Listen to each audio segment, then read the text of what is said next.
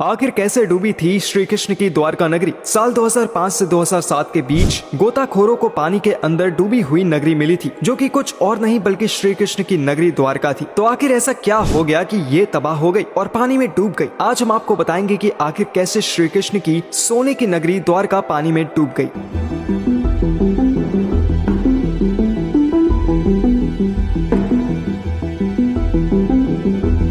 Disclaimer, ये video में कोई भी निजी राय नहीं है, बल्कि इंटरनेट और किताबों से निकली गई जानकारी है। धन्यवाद। सबसे पहले जानते हैं कि आखिर श्री कृष्ण द्वारका क्यों गए थे। दरअसल कृष्ण ने राजा कंस का वध कर दिया तो कंस के श्रवसुर मगधपति जरासंध ने कृष्ण और यदुओं का नामो निशान मिटा देने की ठान रखी थी। वो मथुरा और यादुओं पर बराबर आक्रमण करता था। उसके कई मलेच्छ और यवनी मित्र राजा थे और आखिरी में यादुओं पर बाकी मथुरा वासी की सुरक्षा को ध्यान में रखते हुए कृष्ण ने मथुरा को छोड़ने का निर्णय लिया। फिर विनिता के पुत्र गरुड़ की सलाह और ककुन्नी के आमंत्रण पर कृष्ण कुशस्थली आ गए। वर्तमान द्वारिका नगर कुशस्थली के रूप में पहले से ही मौजूद थी। कृष्ण ने इसी उजाड़ हो चुकी नगरी को बसाया। कृष्ण अपने 18 नए कुल बंधुओं के साथ द्वारिका आ गए। यहीं 36 वर्ष राज करने के बाद उनका यहाँ देहावसान हुआ। द्वारिका के समुद्र में डूबे जाने और यादवों कुलों के नष्ट हो जाने के बाद कृष्ण के प्रपौत्र वज्र अथवा वज्रनाभ द्वारिका के यदुवंश के अंतिम शासक थे, जो यदुओं की आपसी लड़ाई में जीवित बच गए। द्वारिका के समुद्र में डूबने पर अर्जुन द्वारिका गए और वज्र तथा शेष बची यादव महिलाओं को हस्तिनापुर ले गए। कृष्ण के प्रपुत्र वज्र को हस्तिनापुर में मथुरा का राजा घोषित किया। वज्रनाभ के नाम से ही मथुरा क्षेत्र को ब्रज मंडल कहा जाता है। आगे बढ़ने से पहले एक सवाल, श्री कृष्ण की बहन का नाम क्या था? ए सुभद्रा, बी रुक्मणी या सी द्रौपदी? कमेंट में जरूर बताएं। दोस्तों, श्री कृष्ण की सुनहरी नगरी द्वारका पानी में डूब गई। उसके पीछे 2 श्राप का कारण बताया जाता है। सबसे पहले जो श्राप गांधारी द्वारा श्री कृष्ण को दिया गया था और दूसरा श्राप जो कि उनके वंश को दिया गया था ऋषि द्वारा। और पहले श्राप की बात करें तो महाभारत के युद्ध में पांडवों की जीत के बाद श्री कृष्ण ने युधिष्ठिर को राजगद्दी पर बैठाया था और राज्य से जुड़े नियम कानून उन्हें समझाकर वो कौरवों की माता गांधारी से मिलने पहुंचे। कान्हा के आने पर गांधारी फूट फूट कर रोने लगी और फिर क्रोधित होकर उन्होंने श्री कृष्ण को श्राप दिया, क्योंकि उनके हिसाब से उनके 100 पुत्र को मारने के पीछे सबसे बड़ा हाथ बस श्री कृष्ण का था। और इस श्राप को श्री कृष्ण ने खुद खुशी खुशी स्वीकार किया था। उन्हें भी पता था कि अगर वो गांधारी के पास जाएंगे तो उन्हें वो श्राप जरूर देगी। उसके बाद भी वो वहाँ पर गए थे और श्राप में उन्होंने कहा था कि जिस तरह तुमने मेरे कुल का नाश किया है, तुम्हारे कुल का अंत भी इसी तरह होगा। श्री कृष्ण साक्षात भगवान थे, चाहते तो इस श्राप को निष्फल कर सकते थे, लेकिन उन्होंने मानव रूप में लिए अपने जन्म का मान रखा और गांधारी को प्रणाम करके वहाँ से चले गए। और ऐसे उन्हें और उनके कुल को पहला श्राप लगा। इसके बाद दूसरा श्राप ऋषि द्वारा श्री कृष्ण और उनके पूरे कुल को दिया गया था और ये सब उनके पुत्रों की गलती से हुआ था। श्री कृष्ण के पुत्र सांब अपने मित्रों के साथ हंसी ठिठोली कर रहे थे। उस समय महर्षि विश्वामित्र और कण्व ऋषि ने द्वारका में प्रवेश किया। जब सांब के नवयुक्त मित्रों की दृष्टि इन महान ऋषियों पर पड़ी तो वे इन पुण्य आत्माओं का अपमान कर बैठे। इन युवकों ने सांब को एक महिला के वेश में तैयार किया और महर्षि विश्वामित्र तथा कण्व ऋषि के सामने पहुंचकर उनसे बोले, ये स्त्री गर्भवती है, आप देखकर बताइए कि इसके गर्भ से क्या उत्पन्न होगा। दोनों ही ऋषि युवकों से इस परिहास से अत्यंत क्रोधित हुए और उन्होंने कहा कि इसके गर्भ से एक मूसल उत्पन्न होगा, जिससे तुम जैसे दुष्ट, असभ्य और क्रूर लोग अपने समस्त कुल का नाश कर लेंगे। इस घटना का पता श्री कृष्ण को चला तो उन्होंने कहा कि ये ऋषियों की वाणी है, व्यर्थ नहीं जाएगी। और अगले ही दिन सांब ने एक मूसल उत्पन्न किया। इस मूसल को राजा उग्रसेन ने समुद्र में फेंकवा दिया ताकि इसका इस्तेमाल कोई ना कर सके और होनी को टालने की कोशिश की जा सके। साथ ही श्री कृष्ण ने नगर में घोषणा कर दी कि अब कोई भी नगरवासी अपने घर में मदिरा नहीं बनाएगा, क्योंकि कृष्ण नहीं चाहते थे कि उनके कुल के लोग और संबंधी मदिरा के नशे में कोई अनुचित व्यवहार पर परिवार सहित एक दूसरे का नाश कर बैठे, क्योंकि ऋषियों की वाणी तो सच होनी ही थी। अब उस वक्त यादवों में काफी ज्यादा गुरूर आ गया था, जिस वजह से मदिरा सीधे उनके दिमाग पर काबू कर लेती थी और ऐसे में उनसे क्या पाप होते थे ये तो कोई भी नहीं जानता। और यादवों को मदिरा पीना बेहद पसंद था, यानी ये सब धीरे धीरे अधर्मी बनते जा रहे थे। धार्मिक पुस्तकों के आधार पर महाभारत युद्ध के 36वें वर्ष में द्वारका नगरी में बहुत अपशकुन होने लगे थे। यहाँ एक कहानी के मुताबिक चूहों की आबादी भी काफी ज्यादा बढ़ गई थी, जिससे अनाज भी बिगड़ रहा था। उन लोगों का रहना भी मुश्किल हो रहा था। यहाँ पर एक के बाद एक मुसीबत आती जा रही थी। ऐसे में श्री कृष्ण समझ गए थे कि गांधारी का श्राप अब सच होता दिख रहा है। कान्हा ने सभी यदुवंशी पुरुषों को तीर्थ पर जाने के लिए कहा। इस पर सभी लोग द्वारका नगरी से तीर्थ के लिए निकल गए। प्रभास क्षेत्र में आने पर विश्राम के दौरान किसी बात पर ये लोग आपस में भिड़ गए। ये बहसबाजी झगड़े में बदली और झगड़ा मारकाट में बदल गया। इस दौरान ऋषियों का श्राप इस रूप से फलीभूत हुआ कि सामने जिस मसूल को उत्पन्न किया था उसके प्रभाव से प्रभास क्षेत्र में खड़ी एरका घास को लड़ाई के दौरान जो भी उखाड़ता वो एरका घास मूसल में परिवर्तित हो जाती। और ये कोई ऐसी वैसी मूसल नहीं थी, ये एक ऐसी मूसल थी जिसका एक प्रहारी व्यक्ति के प्रमाण लेने के लिए पर्याप्त था। इस लड़ाई में श्री कृष्ण के पुत्र प्रद्युम्न भी मारे गए। सूचना मिलते ही कान्हा प्रभास क्षेत्र पहुंचे। अपने पुत्र और प्रियजनों की मृत देखकर श्री कृष्ण ने क्रोध में वहां खड़ी एरका घास उखाड़ ली और हाथ में आते ही उस घास ने मूसल का रूप ले लिया। लड़ाई में जो लोग मरे रह गए थे, जिन्होंने अपने परिजनों को मारा था, श्री कृष्ण ने एक एक वार से उन सभी का वध कर दिया। अंत में सिर्फ श्री कृष्ण, उनके साथी दारुक और बलराम बचे। इस पर श्री कृष्ण ने दारुक से कहा कि हस्तिनापुर जाकर अर्जुन को यहाँ ले आ। फिर बलराम को वहीं रुकने को कहा और स्वयं अपने पिता को इस संसार के बारे में सूचित करने द्वारका चले गए। कान्हा ने वासुदेव जी को इस नरसंहार के बारे में बताया और कहा कि जल्द ही यहाँ अर्जुन आएंगे। आप नगर की स्त्रियों और बच्चों को लेकर अर्जुन के साथ हस्तिनापुर चले जाइए। जब श्री कृष्ण वापस प्रभास क्षेत्र पहुँचे तब बलराम जी ध्यान अवस्था में बैठे थे। वो समाधि लेने की तैयारी में थे। कान्हा के पहुँचते ही उनके शरीर से शेषनाग निकले और श्री कृष्ण के आशीर्वाद से वो बैकुंठ धाम पहुँच गए और इस तरीके से बलराम जी ने अपने प्रमाण को त्यागा था। अब श्री कृष्ण इधर उधर घूमते हुए अपने जीवन और गांधारी के श्राप के बारे में विचार करने लगे और फिर एक पेड़ की छांव में बैठ गए। और कुछ कहानी के अनुसार वो समाधि लेने के ध्यान में बैठे थे